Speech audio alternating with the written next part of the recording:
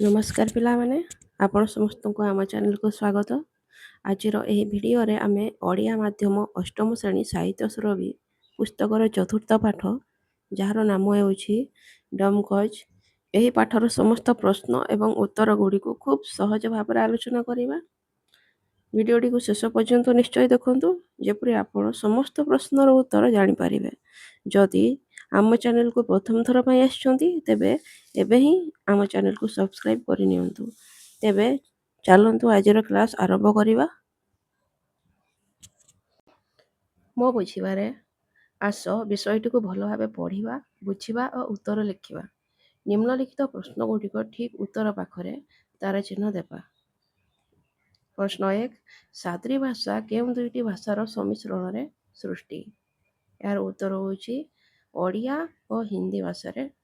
ପ୍ରଶ୍ନ 2, କେଉଁ ମାସରେ ଜିତିଆ ପର୍ବ ପଡ଼ିଥାଏ? ଏହାର ସଠିକ୍ ଉତ୍ତର ହେଉଛି ଅପସନ୍ ନମ୍ବର 3, ଆଶ୍ୱିନ। ପ୍ରଶ୍ନ 3, ଡମ୍କଚ୍ ନୃତ୍ୟଟି କେଉଁ ମାସରୁ କେଉଁ ମାସ ପର୍ଯ୍ୟନ୍ତ ପାଳନ କରାଯାଏ? ଏହାର ସଠିକ୍ ଉତ୍ତର ହେଉଛି ଅପସନ୍ ନମ୍ବର 2, କାର୍ତ୍ତିକ ପୂର୍ଣ୍ଣିମା ଠାରୁ ବାହୁଡ଼ା ରଥ ଯାଏଁ। କ୍ୱେଶ୍ଚନ୍ 4, ରାଞ୍ଚିର ଲୋକ ସଙ୍ଗୀତ ଲେଖକଙ୍କୁ କେଉଁ ଗୀତ ପରି ଲାଗୁଥିଲା? ଏହାର ଉତ୍ତର ହେଉଛି ଅପସନ୍ ନମ୍ବର 1, ବୌଦ୍ଧ ଗାନ ଓ ଦୋହା। ପ୍ରଶ୍ନ 5, ଦ୍ୱିତୀୟା ଓଷାଟି କାହାର ମଙ୍ଗଳ କାମନା ପାଇଁ କିଏ ପାଳନ କରିଥାନ୍ତି? ଏହାର ଉତ୍ତର ହେଉଛି ଅପସନ୍ ନମ୍ବର 3, ମା ପୁଅର ମଙ୍ଗଳ ପାଇଁ। ଦେଖିବା ପରବର୍ତ୍ତୀ କ୍ୱେଶ୍ଚନ୍, ମିଳିମିଶି ଯୋଡ଼ିବା। କ ସ୍ତମ୍ଭରେ ଦିଆଯାଇଥିବା ଶବ୍ଦ ସହିତ ଖ ସ୍ତମ୍ଭରେ ଥିବା ଉତ୍ତରକୁ ରେଖା ଚିହ୍ନ ଦ୍ୱାରା ଯୋଡ଼। 1, ଯାୱା ଯାୱା। ଏହାର ଯୋଡ଼ି ହେଉଛି ଓଦା ବାଲିରେ ଯଅ, ଧାନ, ଗହମ, ହରଡ଼ ପ୍ରଭୃତିରେ ବିହନ ଉତୁରି ଗଜା। ଅଙ୍ଗନାଇ ଅଙ୍ଗନାଇ ଏକ ଗୀତ। କରମା ପର୍ବ, କରମା ଗଛର ଡାଳକୁ ପୂଜା କରାଯାଏ। ଜିତିଆ, ଔଷଧ ଗଛର ଡାଳ ପୂଜା ହୁଏ। ସାଦ୍ରି, ଓଡ଼ିଆ ହିନ୍ଦୀ ଭାଷା ମିଶାମିଶି। ଚାଲନ୍ତୁ ଦେଖିବା ପରବର୍ତ୍ତୀ କ୍ୱେଶ୍ଚନ୍, ମିଳିମିଶି ଠିକ୍ ଉତ୍ତର ବାଛନ୍ତୁ। କ, ପାଠରୁ ଏକ ନିର୍ଦ୍ଦିଷ୍ଟ ବାକ୍ୟ ପାଇଁ ଦୁଇଟି ସମାନ ଉତ୍ତରବୋଧକ ବାକ୍ୟ ଦିଆଯାଇଛି। ସାଙ୍ଗମାନଙ୍କ ସହ ମିଶି ଠିକ୍ ଉତ୍ତର ପାଖରେ ଠିକ୍ ଚିହ୍ନ ଦିଅ। ପର୍ବର 7-8 ଦିନ ପୂର୍ବରୁ ଓଦା ବାଲିରେ ଯଅ, ଧାନ, ଗହମ, ହରଡ଼ ପ୍ରଭୃତିର ବିହନ ବତୁରି ଗଜା ହୋଇସାରିଥିବ। ଏହାର ଅପସନ୍ ଦୁଇଟି ଅପସନ୍, ପ୍ରଥମ ଅପସନ୍ ହେଉଛି କରମା ପର୍ବ ସମୟରେ କରମା ଡାଳ ପୋତା ହେବା ପରେ ଜୱା ସ୍ଥାପନ କରାଯାଏ। ରାଞ୍ଚିର ଲୋକସଙ୍ଗୀତ କ'ଣ ଏହିପରି? ବୌଦ୍ଧ ଗାନ ଦୋହାର ସଙ୍ଗୀତ ପରି।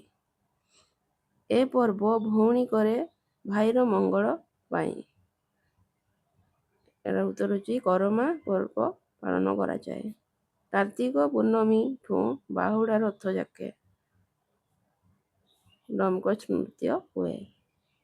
ଗଦ୍ୟାଂଶର ଚର୍ଚ୍ଚା। ନିମ୍ନରେ ପାଠରୁ ଚୟନ କରାଯାଇଥିବା ପଦ୍ୟାଂଶକୁ ଭଲ ଭାବରେ ପଢ଼ି ନିଜର ଚିନ୍ତାଧାରାକୁ ସାଙ୍ଗମାନଙ୍କ ସହ ଆଲୋଚନା କରି ଲେଖ। ପ୍ରଶ୍ନ କ, ଦେଖିଲି ଅପୂର୍ବ ଭଙ୍ଗୀ ସେ ନୃତ୍ୟର, ଶୁଣିଲି ଅଶ୍ରୁତ ସ୍ୱର ସେ କଣ୍ଠରୁ, ସେ ତାଳ ଆଉ ଧୁନି ଲୟରୁ ରାମ ନାମ ଶୁଣି ମନ ପବିତ୍ର ହୋଇଗଲା। ଚାଲନ୍ତୁ ଦେଖିବା ଏହାର ଉତ୍ତର। ଦେଖିଲି ... ପବିତ୍ର ହୋଇଗଲା। ଉକ୍ତ ଗଦ୍ୟାଂଶଟି ଅଷ୍ଟମ ଶ୍ରେଣୀ ସାହିତ୍ୟ ସୁରଭି ପୁସ୍ତକର ଡମ୍କଚ୍ ବିଷୟରୁ ଆନିତ। ଏଠାରେ ଲେଖକ ଜଣେ ଆଦିବାସୀ କିଶୋରଠାରୁ ଡମ୍କଚ୍ ନୃତ୍ୟ ଦେଖି ଓ ରାମନାମ ବିଷୟକ ସଙ୍ଗୀତ ଶୁଣି କିପରି ବିହ୍ୱଳିତ ହୋଇଛନ୍ତି ତାହା ପ୍ରକାଶ କରିଛନ୍ତି। ଲେଖକ କରଞ୍ଜିଆ ରହଣି ସମୟରେ ଜଣେ ଆଦିବାସୀ କିଶୋର ଦ୍ୱାରା ପରିବେଷିତ ଡମ୍କଚ୍ ନୃତ୍ୟ ଦେଖିଥିଲେ। ସେ କେବଳ ନୃତ୍ୟ କଲା ନାହିଁ, ଏକ ଲୋକସଙ୍ଗୀତ ମଧ୍ୟ ବୋଲିଥିଲା। ସାଦ୍ରି ଭାଷାରେ ରଚିତ ସଙ୍ଗୀତଟି ରାମ ଓ ସୀତାଙ୍କ ଉପରେ ଆଧାରିତ ଥିଲା। ସୁନ୍ଦର ଗଳା ମଚ୍ ମଚ୍ କିଶୋରଟିର ଅପୂର୍ବ ନୃତ୍ୟ ଭଙ୍ଗୀ ଓ ତଳଧ୍ୱନିର ଲୟରୁ ରାମ ନାମ ଶୁଣି ଲେଖକଙ୍କ ହୃଦୟ ପବିତ୍ରତାରେ ଭରି ଯାଇଥିଲା। ବୌଦ୍ଧ ଗାନ ଦୋହା ପରି ଏହା ଶୁଭୁଥିଲା। ଏହି ଗୀତଟି ଶୁଣି ଲେଖକଙ୍କ ହୃଦୟ ଆନନ୍ଦରେ ଭରି ଯାଇଥିଲା। ପ୍ରଶ୍ନ ଖ, ଋତୁର ଗୁଣକୁ ନେଇ, ସମୟର ମୁଡ୍କୁ ନେଇ ସ୍ୱତନ୍ତ୍ର ଧରଣର ନୃତ୍ୟ, ସ୍ୱତନ୍ତ୍ର ଧରଣର ସଙ୍ଗୀତର ଆବଶ୍ୟକତା ଏ ଅଞ୍ଚଳର ଆଦିବାସୀ ଜାଣି ନେଇ ପାରିଛି ନା କ'ଣ? ଏହାର ଉତ୍ତର ହେଉଛି ଋତୁର ଗୁଣକୁ ... କ'ଣ? ଉକ୍ତ ଗଦ୍ୟାଂଶଟି ଅଷ୍ଟମ ଶ୍ରେଣୀ ସାହିତ୍ୟ ପୁସ୍ତକର ଡମକଚ୍ ପ୍ରବନ୍ଧରୁ ଆସିଛି। ଏଠାରେ କବି ପ୍ରକୃତି, ଋତୁ ଓ ସମୟକୁ ନେଇ ଆଦିବାସୀ ଜୀବନରେ ସଙ୍ଗୀତ ଓ ନୃତ୍ୟ କିପରି ଓତପ୍ରୋତ ଭାବେ ଜଡ଼ିତ ସେ ବିଷୟରେ ବର୍ଣ୍ଣନା କରିଛନ୍ତି। ଲେଖକ ଓ ଅଧ୍ୟାପକ ରଥ ଜଣେ ଆଦିବାସୀ ପିଲାଠାରୁ ଓଡ଼ିଆ ହିନ୍ଦୀ ମିଶା ଭାଷାରେ ଏକ ସୁନ୍ଦର ଲୋକସଙ୍ଗୀତ ଶୁଣି ଭାବବିହ୍ୱଳ ହୋଇଥିଲେ। ଆଦିବାସୀମାନେ ବର୍ଷର 12 ମାସ ପ୍ରକୃତିକୁ ଆଧାର କରି ନାଚ ଗୀତ କରନ୍ତି। କାର୍ତ୍ତିକ ପୂର୍ଣ୍ଣିମାଠାରୁ ବାହୁଡ଼ା ଯାଏଁ ଡମକଚ୍ ଏବଂ ତାପରେ ଝୁମର ଓ ଅଙ୍ଗନାଇ ନୃତ୍ୟ କରନ୍ତି। ସେମାନେ ଜୀବନକୁ ଦୁଃଖର ସଂସାର ନ ଭାବି ଆନନ୍ଦର ଉତ୍ସ ମନେ କରନ୍ତି। ସେମାନଙ୍କର ଏହି ପର୍ବପର୍ବାଣି ଜୀବନରେ ନୂତନ ଶକ୍ତି ଭରେ ଏବଂ ସୁଖ ଦୁଃଖକୁ ସମାନ ଭାବେ ଗ୍ରହଣ କରିବାକୁ ପ୍ରେରଣା ଦିଏ। ବହୁତ ବଢ଼ିଆ ପିଲାମାନେ, ଚାଲନ୍ତୁ ଦେଖିବା ପରବର୍ତ୍ତୀ କ୍ୱେଶ୍ଚନ୍। ବିଷୟର ଚିନ୍ତନ। ପାଠଟିକୁ ଭଲ ଭାବରେ ପଢ଼ିବା, ଉତ୍ତର ଖୋଜିବା ଏବଂ ଲେଖିବା। ପ୍ରଶ୍ନ କ କରମା ପର୍ବ। ଏ ପର୍ବ ଭଉଣୀଙ୍କର ଭାଇର ମଙ୍ଗଳ ପାଇଁ। ନିଃସନ୍ତାନ ନାରୀମାନେ ପୁତ୍ର କାମନା ପାଇଁ। କୁଆଁରୀମାନେ ମଧ୍ୟ ମନାସନ୍ତି ଭବିଷ୍ୟତ। ଲେଖକଙ୍କ ଏହି ବାକ୍ୟ ଗୁଡ଼ିକରେ କ'ଣ ଦେଖିବାକୁ ପାଉଛ? ତୁମ ଅଞ୍ଚଳରେ ଏଭଳି କିଛି ପର୍ବ ପାଳିତ ହୁଏ କି? ସାଙ୍ଗସାଥୀମାନଙ୍କ ସହିତ ଆଲୋଚନା କରି ଲେଖ। ଏହାର ଉତ୍ତର ହେଉଛି ଭାଇ ଜଉନ୍ତିଆ ପର୍ବ ପ୍ରଧାନତଃ ଓଡ଼ିଶାର ପଶ୍ଚିମ ଓ ଦକ୍ଷିଣ ଅଞ୍ଚଳରେ ପାଳନ କରାଯାଏ। ଏହି ପର୍ବ ଯେଉଁଥିରେ ଭଉଣୀମାନେ ନିଜ ଭାଇଙ୍କ ଦୀର୍ଘାୟୁ ଓ ସୁଖ ସମୃଦ୍ଧି ପାଇଁ ବ୍ରତ ରଖନ୍ତି। ଏହା ଆଶ୍ୱିନ ମାସର କୃଷ୍ଣ ପକ୍ଷରେ ପାଳିତ ହୁଏ। ଭଉଣୀମାନେ ଉପବାସ କରି ଜୁଣ୍ଟିଆ ପବିତ୍ର ସୂତା ପିନ୍ଧନ୍ତି। ଭାଇଙ୍କ ସୁରକ୍ଷା ଓ ମଙ୍ଗଳ ପାଇଁ ପୂଜା କରାଯାଏ। ଖୁଦୁରୁକୁଣୀ ଓଷା ଓଡ଼ିଶାର ଏକ ପାରମ୍ପରିକ ଓ ପବିତ୍ର ପର୍ବ। ଏହା ପ୍ରାୟତଃ କୁମାରୀ ଝିଅମାନେ ପାଳନ କରନ୍ତି। ଏହି ଓଷା ଭାଦ୍ରବ ମାସରେ ପାଳନ ହୁଏ ଏବଂ ଦେବୀ ମଙ୍ଗଳାଙ୍କୁ ସମର୍ପିତ। ଏହି ଓଷାର ମୁଖ୍ୟ ଉଦ୍ଦେଶ୍ୟ ହେଉଛି ଭଲ ଭାଗ୍ୟ, ସୁଖମୟ ଜୀବନ ଓ ଭଲ ବର ପାଇବା ପାଇଁ ପ୍ରାର୍ଥନା କରିବା। ଝିଅମାନେ ସକାଳୁ ସ୍ନାନ କରି ପବିତ୍ର ହୋଇ ଦେବୀଙ୍କ ପୂଜା କରନ୍ତି। ଚାଲନ୍ତୁ ଦେଖିବା ପରବର୍ତ୍ତୀ କ୍ୱେଶ୍ଚନ୍। ପ୍ରଶ୍ନ ଖ ଋତୁର ଗୁଣକୁ ନେଇ, ସମୟର ମୁଡ୍କୁ ନେଇ ସ୍ୱତନ୍ତ୍ର ଧରଣର ନୃତ୍ୟ, ସ୍ୱତନ୍ତ୍ର ଧରଣର ସଙ୍ଗୀତର ଆବଶ୍ୟକତା ଏ ଅଞ୍ଚଳର ଆଦିବାସୀ ଜାଣି ନେଇ ପାରିଛି ନା କ'ଣ? ଋତୁ ଅନୁସାରେ କାହିଁକି ପର୍ବ ପାଳନ ହୁଏ? ଏହା କ'ଣ ଆମ ସଂସ୍କୃତିର ପରିଚୟ? ଏମିତି ଋତୁଭିତ୍ତିକ କିଛି ପର୍ବ ତୁମ ଅଞ୍ଚଳରେ ପାଳିତ ହୁଏ କି? ତାହା ଲେଖ। ଏହାର ଉତ୍ତର ହେଉଛି ଓଡ଼ିଶାର ପର୍ବପର୍ବାଣି ଗୁଡ଼ିକ ଋତୁ ଅନୁସାରେ ପାଳିତ ହୋଇଥାଏ। କାରଣ ଆମର ଜୀବନ ଓ ଜୀବିକା ପ୍ରକୃତି ଓ କୃଷି ସହ ଗଭୀର ଭାବରେ ସମ୍ପର୍କିତ। ନୂତନ ଫସଲ ଅମଳ ସମୟରେ ପ୍ରକୃତି ଓ ଦେବଦେବୀଙ୍କୁ ଧନ୍ୟବାଦ ଜଣାଇବାକୁ ପର୍ବ ପାଳିତ ହୋଇଥାଏ। ଋତୁ ଭିତ୍ତିକ ପର୍ବ ଗୁଡ଼ିକ ଆମ ସଂସ୍କୃତିର ପରିଚୟ।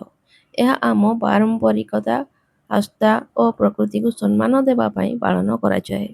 ଏହି ପର୍ବ ଗୁଡ଼ିକ ପରିବାର ଓ ସମାଜକୁ ଏକତ୍ର କରିଥାନ୍ତି।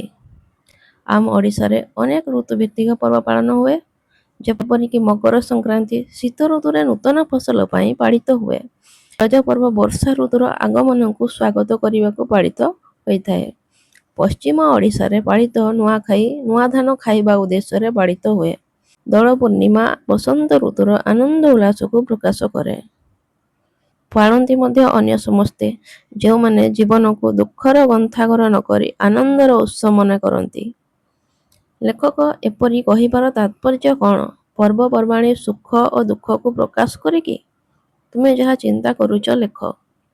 ଏହାର ଉତ୍ତର ଲେଖକ କହିବାକୁ ଚାହୁଁଛନ୍ତି ଯେ ସମସ୍ତେ ଜୀବନକୁ ଦୁଃଖର ଗନ୍ଥାଘର ବୋଲି ଭାବନ୍ତି ନାହିଁ।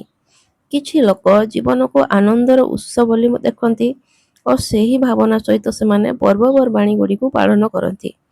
ଏହାର ଅର୍ଥ ହେଲା ମନୋଭାବ ଅନୁସାରେ ଜୀବନର ମୂଲ୍ୟ ବଦଳିଯାଏ। ସକାରାତ୍ମକ ଚିନ୍ତା ରଖିଲେ ଜୀବନ ଆନନ୍ଦମୟ ମନେ ହୋଇଥାଏ। ହଁ, ପର୍ବପର୍ବାଣି ସୁଖ ଓ ଦୁଃଖ ଉଭୟଙ୍କୁ ପ୍ରକାଶ କରେ। ସୁଖ ସମୟରେ ପର୍ବ ଆନନ୍ଦକୁ ବହୁତ ମାତ୍ରାରେ ବଢ଼ାଇ ଦିଏ, ଲୋକଙ୍କୁ ଏକତ୍ର କରେ। ସେହିପରି ଦୁଃଖ ସମୟରେ ମଧ୍ୟ ପର୍ବ ମନରେ ଆଶା ଓ ନୂତନ ଶକ୍ତି ଭରିଦିଏ।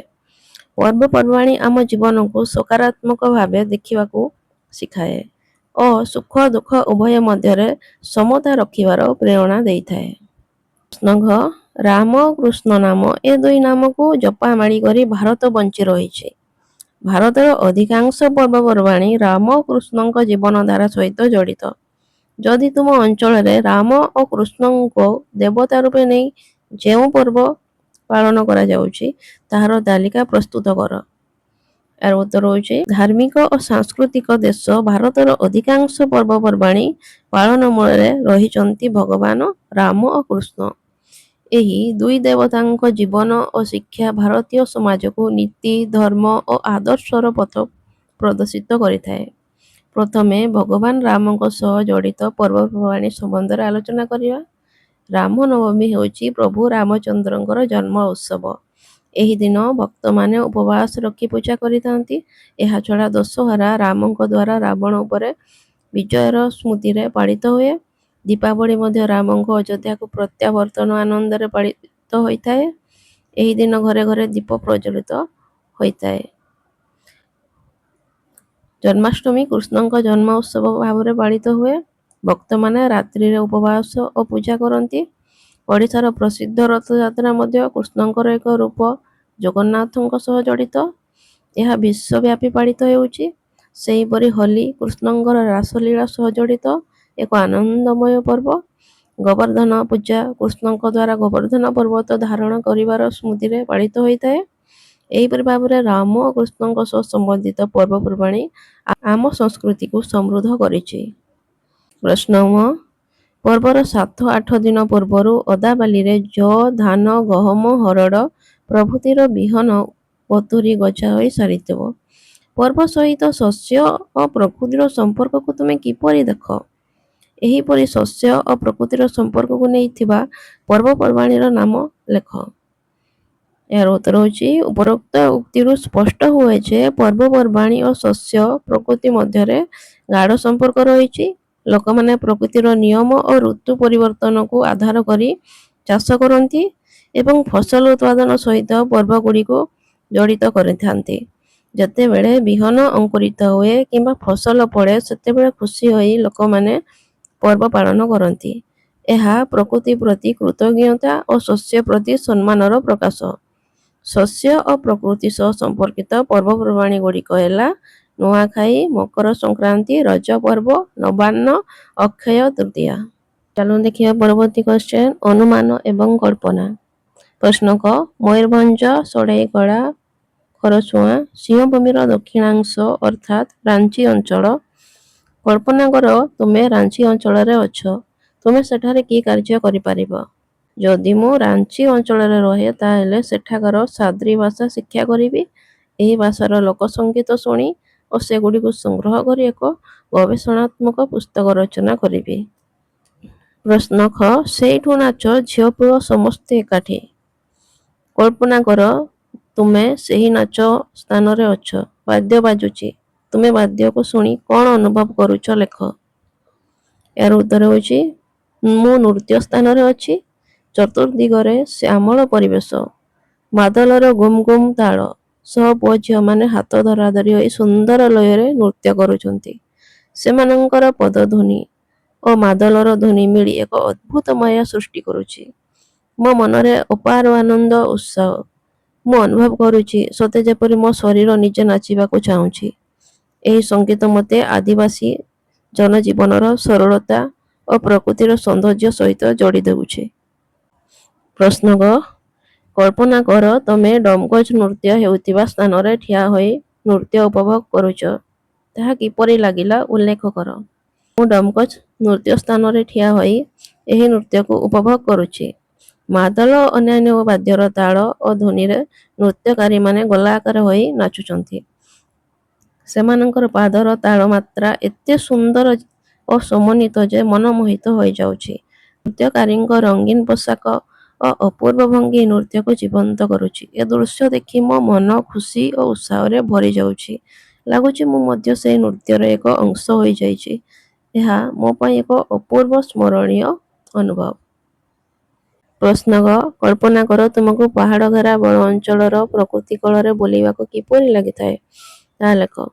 ଏହାର ଉତ୍ତର ହେଉଛି ପାହାଡ଼ ଘେରା ବଣ ଅଞ୍ଚଳର ପ୍ରକୃତି କୋଳରେ ବୁଲିବା ମୋ ପାଇଁ ଏକ ଆଲୌକିକ ଅନୁଭୂତି। ସକାଳର ମୃଦୁ ପବନ, ବୃକ୍ଷ ଓ ପତ୍ରର ଝଙ୍କାର ଯେତେବେଳେ ମୋତେ ସ୍ପର୍ଶ କରେ ମୋ ମନ ଅସୀମ ସାନ୍ତ୍ୱନାରେ ଭରିଯାଏ। ଚତୁର୍ଦିଗର ସବୁଜିମା, ଉଚ୍ଚ ପାହାଡ଼, ଝରଣାର କୁଡ଼ୁ କୁଡ଼ୁ ଶବ୍ଦ ଓ ପକ୍ଷୀମାନଙ୍କର କୁହୁ କୁହୁ ଧ୍ୱନି ମୋତେ ଏକ ସ୍ୱପ୍ନିଳ ଜଗତକୁ ନେଇଯାଏ। ବୃକ୍ଷମାନଙ୍କର ଛାୟା ମୋତେ ପ୍ରକୃତି ସହ ଏକାତ୍ମ କରାଏ। ଏହି ନୀରବ ଶାନ୍ତ ପରିବେଶ ମନରେ ସମସ୍ତ ଚିନ୍ତା କ୍ଲେଶ ଦୂର ହୋଇ ନୀରବ ପ୍ରତି ନୂତନ ଉତ୍ସାହ ସୃଷ୍ଟି କରେ। ପ୍ରକୃତିର ଏହି ଆଲିଙ୍ଗନ ମୋତେ ସର୍ବଦା ଆକର୍ଷିତ କରୁଥିବ ଓ ତାର କୋଳକୁ ପୁନର୍ବାର ଫେରିବାକୁ ଇଚ୍ଛା ହେଉଥିବ। ଟିଏ ଏବଂ ମାନେର ପ୍ରୟୋଗ। ନିମ୍ନଲିଖିତ ବାକ୍ୟ ଦୁଇଟିକୁ ଲକ୍ଷ୍ୟ କର। କୁମାରୀମାନେ ମଧ୍ୟ ନିଜର ଭବିଷ୍ୟତ ମନାସନ୍ତି। କରମା ଗଛର ଡାଳଟିଏ ବଣରୁ ଅଣା ହୋଇ ପୋତା ହେବ। ଏଠାରେ ମାନେ ପ୍ରୟୋଗ ଦ୍ୱାରା ବହୁବଚନ ସୂଚାଉଥିବା ବେଳେ ଟିଏ ପ୍ରୟୋଗ ଦ୍ୱାରା ଏକବଚନ ସୂଚାଉଛି।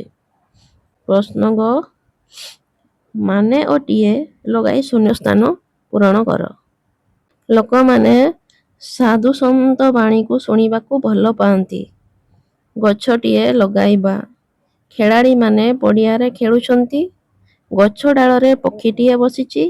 କଥାଟିଏ କହୁଁ କଥାଟିଏ। ଭାବନାକୁ ଚିହ୍ନିବା।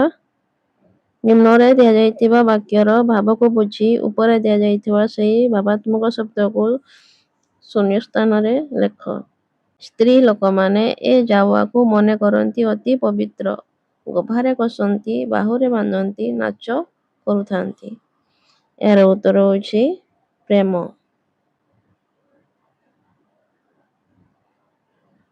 ସେ ତାଳ ଆଉ ଧ୍ୱନି ଲୟରୁ ରାମନାମ ଶୁଣି ମନ ପବିତ୍ର ହୋଇଗଲା। ଏହାର ଉତ୍ତର ହେଉଛି ଶାନ୍ତି। ଋତୁର ଗୁଣକୁ ନେଇ, ସମୟର ମୁଡ୍କୁ ନେଇ ସ୍ୱତନ୍ତ୍ର ଧରଣର ସଙ୍ଗୀତର ଆବଶ୍ୟକତା ଏ ଅଞ୍ଚଳର ଆଦିବାସୀ ଜାଣି ନେଇ ପାରିଛି ନା କ'ଣ? ଏହାର ଉତ୍ତର ହେଉଛି ଆଶ୍ଚର୍ଯ୍ୟ। ଏହାକୁ ଚାଙ୍ଗୁଡିରେ ରଖି ଅତି ସୁନ୍ଦର ଭାବେ ସଜାଇ ଦିଅନ୍ତି। ବଣ ଫୁଲରେ, କାକୁଡି, ଜହ୍ନି ଫୁଲର ଗଜରା ମାଳରେ। ଏହାର ଉତ୍ତର ଭକ୍ତି। ହଁ ହଁ, ଏ ପର୍ବ ମା କରେ ପୁଅ ପାଇଁ। ଏଥିରେ ଏହାର ଉତ୍ତର ହେଉଛି ଶ୍ରଦ୍ଧା। କାଳ ଓ ସମୟର ପରିଚୟ।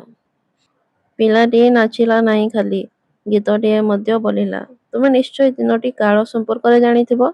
ଏହି ତିନୋଟି କାଳ ହେଉଛି ବର୍ତ୍ତମାନ, ଅତୀତ ଏବଂ ଭବିଷ୍ୟତ କାଳ। ଉପରୋକ୍ତ ବାକ୍ୟଟି ଅତୀତ କାଳ ସୂଚିତ କରୁଛି। ପାଠ୍ୟର ନିମ୍ନଲିଖିତ ଧାଡ଼ିଗୁଡ଼ିକ ପଢ଼ ଏବଂ କେଉଁ କାଳର ସୂଚନା ଦେଉଛି ତାହା ଲେଖ। ହୃଦୟ ବିଗଳିତ ହୋଇଗଲା। ଏହା ଅତୀତ କାଳକୁ ସୂଚାଉଛି। ରାତିରେ ମାଦଲ ଶୁଣିବେ, ଏହା ଭବିଷ୍ୟତ କାଳକୁ ସୂଚାଉଛି। ପୂଜା କାକୁଡ଼ିକୁ ଧରି ଝିଅମାନେ ଉଠନ୍ତି, ଏହା ବର୍ତ୍ତମାନ କାଳକୁ ବୁଝାଉଛି। ଆଶ୍ୱିନ ମାସରେ ପଡ଼ିବ ଜିତିଆ ପର୍ବ, ଏହା ଭବିଷ୍ୟତ କାଳକୁ ସୂଚାଉଛି। ଅଧ୍ୟାପକ ରଥ ଆଖି ବୁଜି ଭାବି ବସିଛନ୍ତି, ଏହା ବର୍ତ୍ତମାନ କାଳକୁ ବୁଝାଉଛି। ଯଦୁପତି ନଟବର ବାଟ ଅଗାଡ଼ିଛନ୍ତି, ଏହା ବର୍ତ୍ତମାନ କାଳକୁ ସୂଚାଉଛି।